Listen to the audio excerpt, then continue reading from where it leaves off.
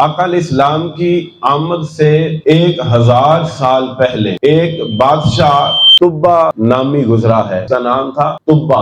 اس کے ساتھ لاکھوں کی تعداد میں اس کے جو سپاہی تھے، یہ دنیا کو فتح کرنے نکلا تھا۔ اس کا طریقہ یہ تھا کہ یہ لاکھوں کے جو تعداد میں سپاہی تھے، اس کے دائیں بائیں پیچھے چلتے، ان کی تعداد لاکھوں میں تھی۔ دبدبا نام اتنا تھا اس بادشاہ کا کہ یہ جس علاقے میں پہنچتا، اس علاقے والے ویسے ہی اپنی شکست تسلیم کر لیتے اور وہ علاقہ اس کے سپرد کر دیتے۔ اور یہ فتوحات کے سلسلے میں یہ ملکوں کے ملک، شہروں کے شہر، دیہاتوں کے دیہات یہ فتح کرتا ہوا گزرتا جا رہا تھا، اور اس نے نیت یہ کی تھی یہ پوری دنیا کو فتح کرے گا۔ اب یہ بادشاہ چلتے چلتے اور فتوحات کرتے کرتے یہاں تک پہنچا کہ یہ خانہ کعبہ کے قریب پہنچ گیا۔ جب یہ مکہ میں داخل ہوا تو اس نے کعبے سے دور اپنا ڈیرا لگایا۔ یہ چاہتا تھا کہ یہاں کے لوگ آ کر خود تسلیم کر لیں، ہار تسلیم کر لیں، اور اس کے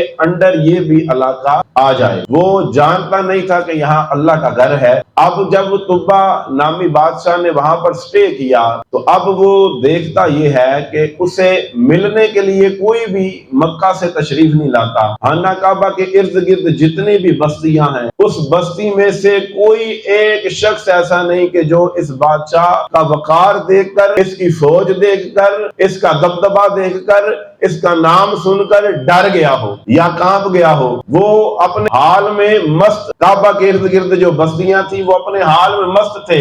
دروازے پر لاکھوں کا لشکر پہنچ چکا تھا، وہ اپنے حال میں مست تھے، انہیں کوئی پرواہ نہیں تھی۔ یہ تبا نامی جو بادشاہ ہے یہ بڑا حیران ہوا۔ تو امام نشاپوری لکھتے ہیں کہ اس کا ایک خاص وزیر تھا، اپنے وزیر کو بلایا اور کہا کہ ان میں سے کوئی شخص میرے پاس نہیں آیا، یہ ڈرتے کیوں نہیں مجھ سے؟ اتنا روب، اتنا دبدبا میرا دیکھ کر بھی یہ کانپے نہیں۔ ان میں سے کوئی بھی جو ان کا بڑا ہے مجھ تک نہیں پہنچا۔ میں تو یہ سمجھتا تھا کہ یہ ایک وادی ہے، جب میں پہنچوں گا تو اس کے رہنے والے سارے ہی میری طرف متوجہ ہو جائیں گے، آ کے تحائف پیش کریں گے، شکست تسلیم کریں گے، مگر یہ تو مجھے کسی کھاتے میں نہیں لاتے۔ انہوں نے توجہ ہی نہیں کی کہ ان کے دروازے پر لاکھوں کی تعداد میں میرے سپاہی موجود ہیں، اس کی کیا وجہ ہے؟ تو اس نے جب پتہ کروایا تو اسے پتہ چلا کہ یہاں اللہ کا ایک گھر ہے اور یہ اس کے مجاور ہے۔ یہاں پر ایک کعبہ ہے جسے کعبۃ اللہ کہتے ہیں، اور اس کے اندر بت رکھے ہوئے ہیں۔ یہ جا کے ان بتوں کی پوجا کرتے ہیں۔ یہ ان پڑھ اور جاہل عرب کے لوگ ہیں، ان میں سے کوئی بھی کسی کو گھاس نہیں ڈالتا جہاں مرضی سے آ جائے، کیونکہ انہیں اس کعبے پر بڑا ناز ہے۔ اس بادشاہ نے یہ بات سنی تو اس نے اپنے دل میں ارادہ کیا کہ وہ اس گھر کو تباہ کر دے گا، معاذ اللہ۔ یہاں کے رہنے والے جو مرد ہیں ان کو قتل کر دے گا، اور یہاں کی جو عورتیں ہیں ان کو اپنا غلام بنائے گا۔ اس نے دل میں یہ ارادہ کیا۔ اب جب اس نے ارادہ کیا، وزیر اس کے خیمے سے باہر نکلا تو اسی وقت اللہ رب العزت کی طرف سے اس کے دماغ میں درد اٹھا۔ درد نے شدت اختیار کی، اتنی شدت اختیار کی کہ اب وہ جو درد تھا اس کی وجہ سے اس کے ناک، اس کے منہ سے پیپ نکلنا شروع ہو گئی۔ اللہ رب العزت کی طرف سے درد نے جب شدت پکڑی اور اسے پیپ ڈال دی گئی اللہ کی طرف سے، اور اس کا حال یہ تھا کہ اب اس کے وزراء اس کے پاس نہیں تھے بیٹھنا چاہتے کہ شدید بدبو تھی۔ جب کعبے کو مسمار کرنے کی ارادہ کرتا ہے، اسے مسمار کرنے کا، اسے گرانے کا، اللہ کی طرف سے یہ عذاب اسے اپنی گرفت میں لے لیتا ہے۔ 4000 علماء اس کے ساتھ ہمیشہ سفر کرتے تھے۔ یہ جہاں بھی جاتا وہاں سے 10 کی تعداد میں اکٹھے کرتا علماء کو، حکماء کو۔ یہ تعداد 4000 کو پہنچی۔ یہ اس کے ساتھ سفر کرتے۔ اب بادشاہ ان کے بغیر، ان کے مشورے کے بغیر کبھی سفر نہ کرتا۔ تو اب اس نے کہا کہ میرے وہ جو 4000 حکماء ہیں ان میں جو ٹاپ کے حکیم ہیں انہیں بلایا جائے۔ سب آئے، سب نے دیکھا، مگر بو اتنی تھی کہ اس کے پاس نہ بیٹھنے دیتی۔ उन्होंने हर तरह की जड़ी बूटी इस्तेमाल की, हर तरह का इलाज किया, मगर इस बादशाह को शिफा होती नहीं। ये बड़ा हैरान हुआ और ये गुस्से में आता है। गुस्से में आके ये कहता है कि मुझे क्या फायदा, इतने लश्करी मैंने रखे हुए हैं, उनका इलाज ये कर देते हैं जब वो जख्मी होते हैं, बीमार होते हैं, मगर इनका जब बादशाह बीमार होता है ये इलाज नहीं कर सकते। आखिर वजह क्या है? अब उन 4000 उलमा का, हुक्मा का एक रईसुल उलमा था, इनमें से ज्यादा फजीलत और मुकाम रखने वाला, जिसकी तरफ मुश्किल वक्त में ये सारे उलमा भी मतवज्जो होते थे। सारे मिलके जाते हैं और बादशाह से कहते हैं, बादशाह गुस्से में आने वाली बात नहीं, अगर तो ये मर्द जमीन का होता तो हम इसका इलाज जरूर कर देते, क्योंकि हम में बड़े से बड़ा माहिर मौजूद है जो फौरन इलाज करना जानता है, तशखीस भी कर देता, इलाज भी कर देता, मगर आपके तो मर्द की तशखीस ही नहीं हो पा रही। इस बात से ये बात साबित हो रही है कि ये जो मर्द है ये जमीनी नहीं, ये मर्द आसमानी। जब उसने ये सुना कि ये कोई आसमानी मामला है, कोई शदीद परेशान हुआ। अब हालत बिगड़ती गई, दिन ब दिन बीमार होता गया, बिस्तर के साथ लग गया। तो एक दिन वो जो इनका बड़ा आलिम था उसने कहा कि अगर आप वजीर से कहा कि चाहते हैं कि बादशाह उठ जाए, खड़ा हो जाए, अपने पैरों पर तंदुरुस्त हो जाए, तो मुझे हलवत चाहिए, मैं बादशाह से 2 बातें करना चाहता हूँ। और हलवत कर दी गई।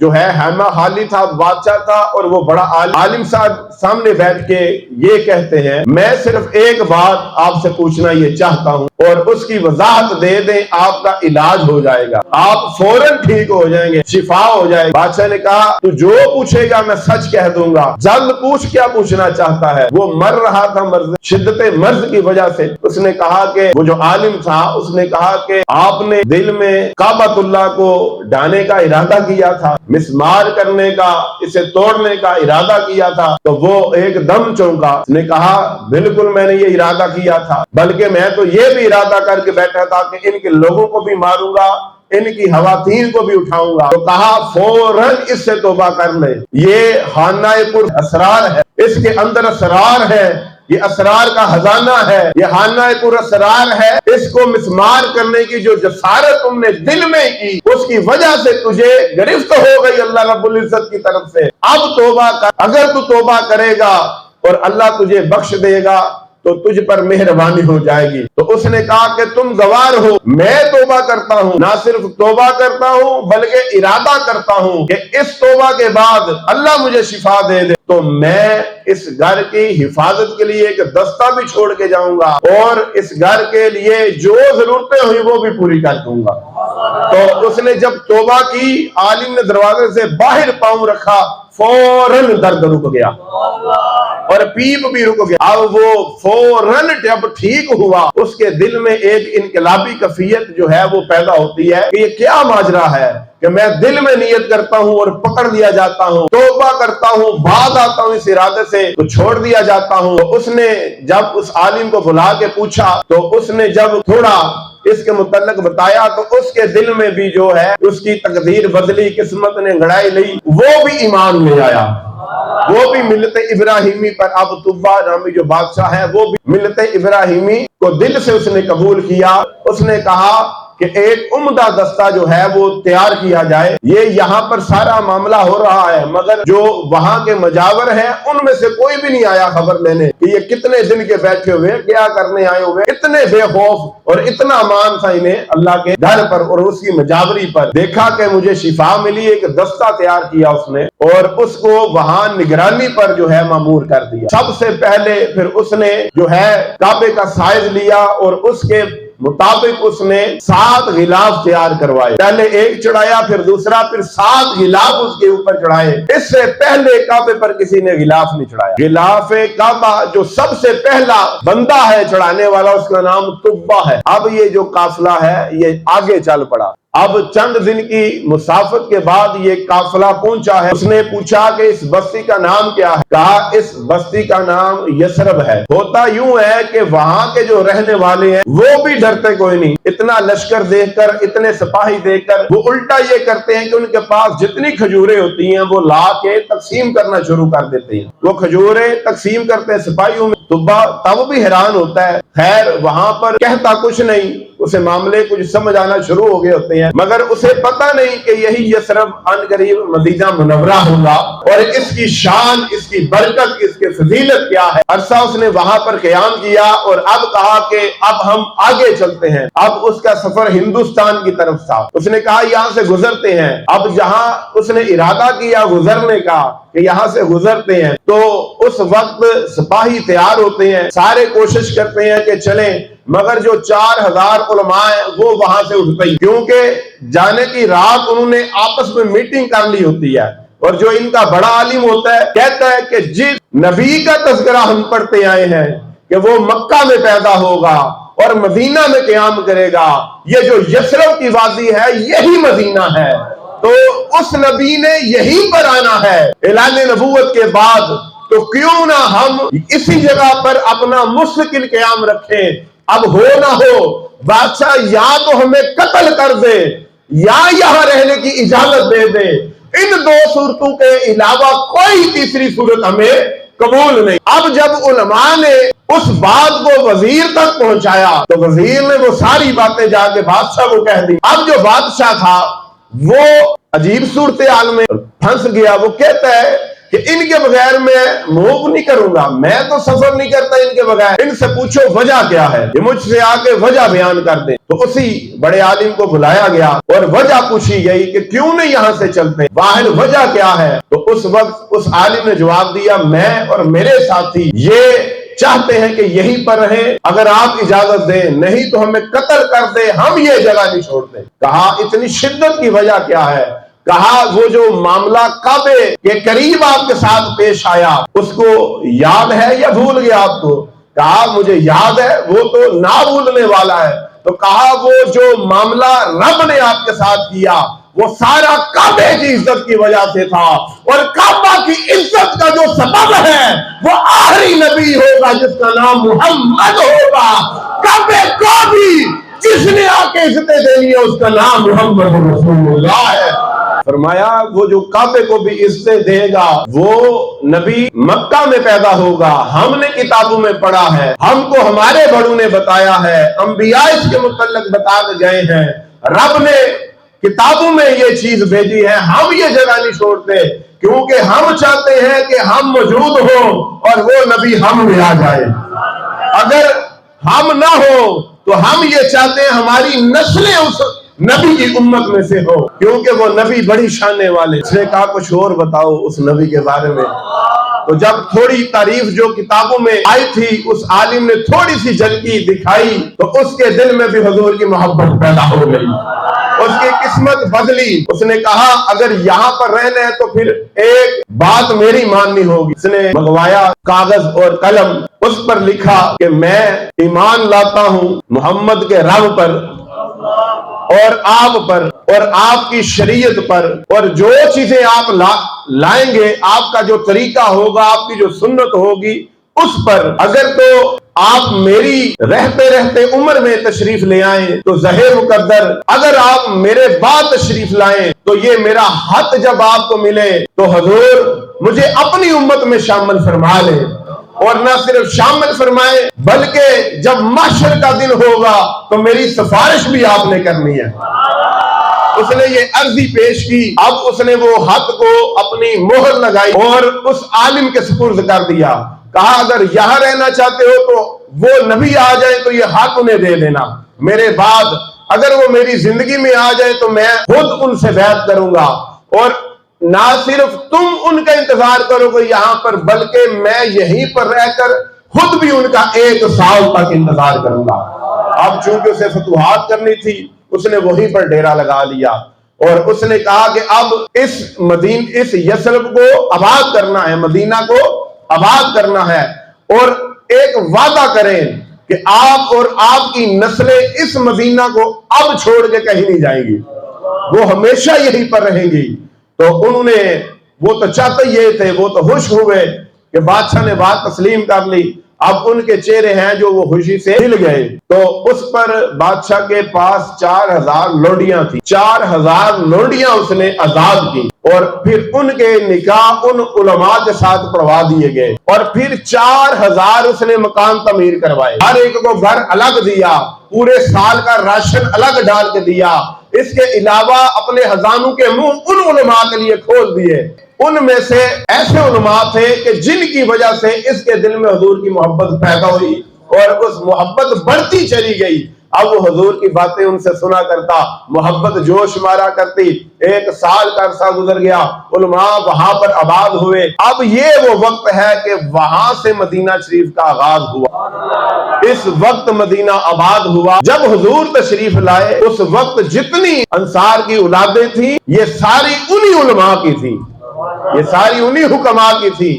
اب وہ جو ہے اس نے سال انتظار کیا تو دیکھا کہ حضور کی تشریف آوری نہیں ہوئی، ابھی تو حضور 1000 سال بعد تشریف لاتے۔ تو وہ حق اس عالم کے سپرد کرتا ہے جو بڑا عالم تھا، ان کا حق سپرد کر کے چلا جاتا ہے، آگے سفر کرتا۔ جب 4000 اس نے گھر تعمیر کیے، اس کے بعد اس نے ایک ڈبل سٹوری جو گھر ہے وہ بھی تعمیر کیا، اور اس کی دیکھ بھال کے لیے اس نے اسی بڑے عالم کو منتخب کیا کہ تم اور تمہاری نسلیں اس گھر کی حفاظت کرو گے، اور یہ جو میرا حق ہے اسی گھر میں رکھنا، اور یہ جو گھر ہے یہ گھر محمد رسول اللہ کا ہوگا، یہ گھر جو ہے محمد رسول اللہ کا ہوگا۔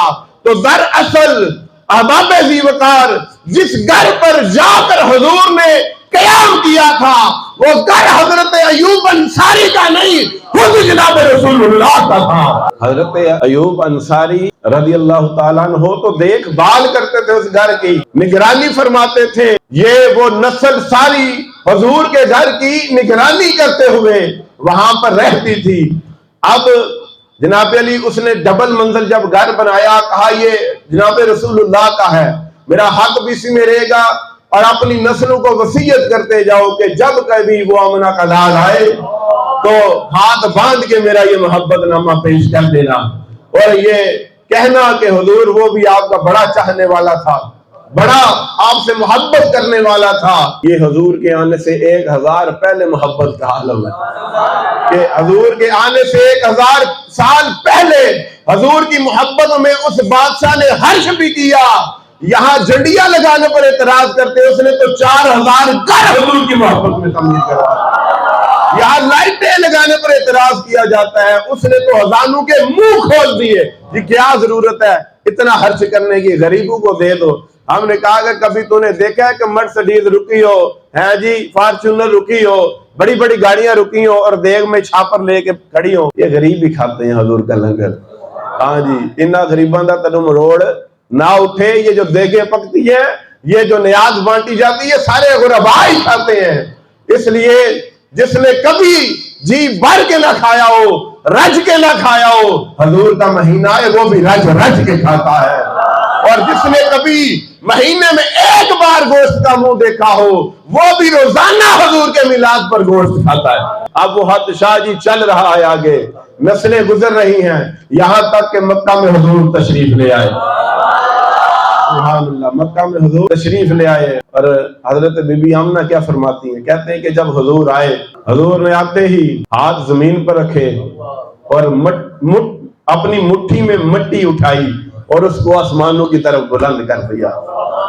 اعلان ہو گیا، آئی نئی حکومت، سکہ نیا چلے گا، آئی نئی حکومت، سکہ نیا چلے گا، عالم نے رنگ بدلا، صبح شب ولادت۔ وہاں پر حضور نے مٹی اپنی مٹھی میں لے کر ہاتھ کو بلند کر دیا۔ یہاں پر اعلان ہوا، سننے والے سنتے ہیں، کوئی کہنے والا کہتا ہے، مشارق و مغارب ان کی کلیاں حضور کے قبضے میں دے دی گئی، اب حضور کی حکومت نافذ ہے، اب انہی کا سکہ چلے گا۔ ادھر حضرت آمنہ فرماتی ہیں کہ جب حضور سبحان اللہ اور نور اقدس میرے وجود سے نکلا، زمانہ روشن ہو گیا، یہاں تک کہ میں کعبے میں تھی، مکہ میں تھی، میں نے شام کے محلات کو دیکھ لیا۔ سبحان اللہ، جنت کی حوریں آتی ہیں، جناب عیسیٰ کی والدہ آتی ہیں، سبحان اللہ، حضرت آسیہ آتی ہیں جب حضور کی آمد کا وقت ہوتا ہے۔ وہ جو حضور کے پاس ہی وہ کہتی ہیں ہم دیکھتی ہیں ستارے جھک گئے ہیں، ہمیں ڈر تھا ہمارے اوپر نہ گر جائیں، ستارے جھوم جھوم کر مبارک دیتے ہیں، جب حضور تشریف لے آئے رب نے کہا جبریل جا اور 3 جھنڈے لے کے جا. یہاں پر جھنڈیاں لگانے پر اعتراض ہے, رب نے جھنڈے حضور کے نام پر لگوا دیے. وہاں حضور آتے ہیں, رب کہتا ہے جبریل جا اور 3 جھنڈے لے کے جا, ایک مشرق میں گاڑ دے, ایک مغرب میں گاڑ دے اور ایک کعبے کی چھت پہ لگا دے. اور جب جھنڈے گاڑ دیے گئے پھر سہل رسول میں حضرت جبرائیل کھڑے ہو کے, وہ لمبی روایت ہے جس میں سے صرف یہ پڑھتا ہوں کہ ہاتھ باندھ کے کہتے تھے الصلاۃ والسلام علیک یا رسول اللہ. پھر خوشبوئیں پھیل گئیں, جناب علی جانور مبارکے دیتے تھے. شیطان کو باندھ دیا گیا زنجیروں کے اندر اور بحر عمیق میں ڈال دیا گیا, اس کی ذریت کو باندھا گیا, سرکش شیاطین جنات کو باندھا گیا. خوشیاں کن کو ہوئی؟ حضرت جبرائیل کو. ہے جی, حضرت امام جلال الدین سیوطی فرماتے ہیں سارے ملائکہ ایک دوسرے کو مبارکباد دیتے تھے. رب نے عرش پر نئے ستون لگا دیے. فرشتے نے پوچھا یہ کس لیے ہے؟ فرمایا یہ میرے محبوب کے آنے کی خوشی میں ہے. آج تم جھنڈے لگاؤ اعتراض ہے, رب نئے ستون لگا دے. سبحان اللہ. آپ کے دادا جان طواف کعبہ کرتے ہیں, حضور کی ولادت ہوتی ہے تو وہ کیا دیتے ہیں کہ کعبہ خود جھکا پڑا ہے جہاں حضور تشریف لائے. اس گھر کی طرف حجرہ آمنہ کی طرف کعبہ جھکا پڑا ہے, خود اوندے منہ گر گئے, تارے جھکے ہوئے ہیں, کعبہ جھکا ہوا ہے, خود اوندے منہ بڑے ہوئے ہیں. ملائکہ مبارکے دے رہے ہیں, جبریل جھنڈے گاڑ رہے ہیں, الصلاۃ والسلام علیک یا رسول اللہ کی صدائیں ہیں, پورے آ کے مبارکے دے رہی ہیں. حضرت عصیہ حضرت عیسیٰ کی والدہ مبارکے دے رہی ہیں اور حضرت آمنہ فرماتی ہیں مجھے کوئی درد نہیں ہوا, کوئی تکلیف نہیں ہوئی. یکدم ایک نور پھیلا اور ایک خوشبو تھی اور ملائکہ مبارکے دیتے تھے کہ حضور آ گئے, حضور آ گئے. تو حضور تھوڑے سے بڑے ہوتے ہیں. حضرت عباس فرماتے ہیں لوگوں مجھے وہ دن بھی یاد ہے کہ حضور جب جھولے میں ہوتے تھے اپنے اور اشارہ کرتے تھے تو چاند جھک جایا کرتا تھا, ایک حصہ یہاں دوسرا وہاں چلا جایا کرتا ہے. اور میں وہ وقت جانتا ہوں کہ جب حضور چاند سے باتیں کرتے, چاند حضور سے باتیں کرتے, چاند حضور سے باتیں کرتے ہے جی. وہ محبوب جب بڑا ہوا, سبحان اللہ, وہ نبی جب بڑا ہوا, اعلان نبوت ہوئی, وہاں سے حضور جب تشریف لے کے گئے مدینہ شریف کی طرف ہے جی, وہاں پر جب تشریف لے کے گئے اب مدینہ کا سما ہی عجیب تھا. اس وقت یا رسول اللہ کی صدائیں بلند تھیں, بچیوں کے ہاتھ میں دف تھے, وہ خوشیوں کے نغمے سناتی تھی. حضور کے آنے پر بچیاں خوشی کے نغمے سناتی تھی. دیوانے ناطے پڑے تو ان پر اعتراض ہے. پوری مدینہ کی جو گلیاں ہیں, حضور تو ایک طرف سے آ رہے تھے, بعد اعتراض کرتے ہیں وہ حضور سامنے تھے اس لیے بچیاں یا رسول اللہ کہتی ہیں. ہم کہتے ہیں یہ حدیث تو تو مانتا ہے اور یہ بھی مانتا ہے حضور سامنے تھے, مگر یہ بتا جو دوسری گلیوں میں تھے ان کے بھی سامنے حضور تھے, ان کے سامنے بھی حضور تھے. تو پتا چلا تیرا کام صرف اعتراض کرنا ہے. محبت سنی کے حصے میں آئی ہے, محبت سنی کے سینے میں آئی ہے, کیونکہ ان کی مائیں لوریاں ہی حضور کی محبت کے دیا کرتے. پھر میرے حضور جب مدینہ میں داخل ہو رہی ہیں, سبحان اللہ, بچیاں دف بجا رہی ہیں, خوشی کے نغمے ہیں. جناب علی ساری گلیاں بھری ہوئی ہیں, دائیں بائیں لوگ ہیں, بوڑھیاں چھتوں پر چڑھ گئی ہیں جی, بوڑھے چھتوں پر چڑھ گئے, جوان گلیوں میں آ گئے, بچیاں فرنٹ پر ہیں. حضور کے استقبال کے لیے دف بجتے ہیں, خوشی کے نغمے گائے جاتے ہیں. وہی سراقہ جو حضور کے پیچھے آئے تھے, حضور نے کہا تھا زمین سے پکڑ, تو زمین نے اسی وقت پکڑ لیا تھا گھوڑے کو. آگے آگے بھی ہیں حضور, یہاں پر انہوں نے اپنی پگ پہنی ہوئی ہے, وہ پگ اتارتے کہتے حضور رک جائیں ذرا. ایک روایت میں آتا ہے وہ کہتے ہیں حضور تھوڑی دیر رکے, وہ ایمان لے, تھوڑی دیر رکے. اس کے بعد انہوں نے اپنی پگ اتاری, اس کو درمیان سے پھاڑا, 2 نیزے لیے, ایک نیزے پر ایک کو باندھا, دوسرے پر دوسرے کو, اور جھنڈے لہرا دیے, جھنڈے لہرا دیے. کہا حضور ہم اس شان سے دال ہوں گے کہ پہلے جھنڈے لہرائے جا رہے ہوں گے, بچیاں نغمے گا رہی ہوں گی, پھر حضور آہستہ سے وہاں پر جلوہ فروز ہوں گے. اب یہ دیکھو کہ وہاں پر تو جھنڈے لگانا صحابی کے عمل سے ہم نے ثابت کر دیا. اب وہ جھنڈے لہرا دیے گئے, حضور تشریف لے کے جا رہے ہیں, سبحان اللہ. اب جب बस्ती में दाखिल हुए, कोई यहाँ से जो है वो बुखार पकड़ता है, कोई वहां से पकड़ता है, कहता है हुजूर यहाँ तशरीफ लाएं, हुजूर यहाँ तशरीफ लाएं। हुजूर की ऊँटनी चल रही है। ये वही वाकया जो तुब्बा नामी बादशाह का मैंने शुरू किया हुआ है, उसी का इख्तिताम है। ऊँटनी चल रही है बड़े आराम के साथ, कोई यहाँ से पकड़ता है, कोई यहाँ से। हर गुलाम का दिल करता है हुजूर हमारे घर आ जाए। सुभान अल्लाह। हुजूर मदीने बाद में पहुंचे, हुजूर की मोहब्बतें पहले पहुंच चुकी थी, है जी। हर कोई चाहता था हुजूर हमारे गरीब आने, हमारे गरीब आने। और हुजूर ने कहा कि हमारी ऊँटनी को छोड़ दो, इसे पता है कहाँ बैठना है, ये अल्लाह की तरफ से जहां चाहेगी वहीं बैठ जाएगी, इसे छोड़ दो। लोगों ने छोड़ दिया। ऊँटनी चलती चलती चलती चलती चलती चलती हजरत अयूब अंसारी के घर जाके बैठ गई, है जी। हजरत अबू अयूब अंसारी के घर बैठी।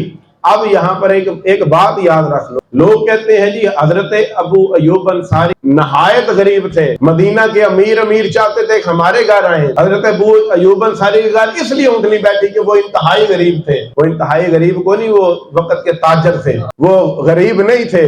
और सुभान अल्लाह, मैं जो वाकया लेके बैठा हूँ, हुजूर हजरत अयूब अंसारी के घर तो नहीं, उनकी ऊँटनी अपने घर बैठी थी, उनकी ऊँटनी अपने घर बैठी थी।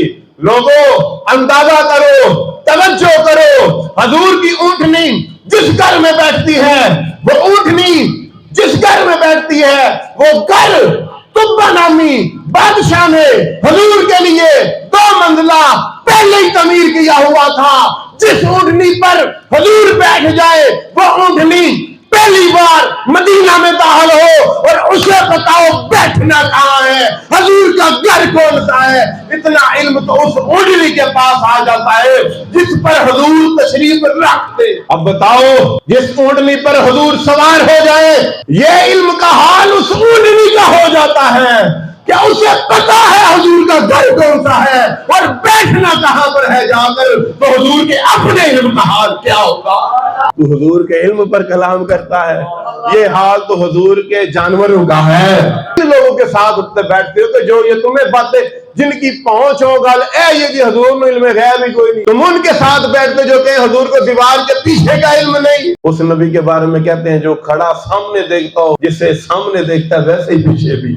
सुभान अल्लाह। ऊँटनी बैठती है, हुजूर तशरीफ नीचे लाते हैं तो सामने हजरत अबू अयूब अंसारी होते हैं। हजरत अयूब अंसारी ने एक गुलाम खरीदा था।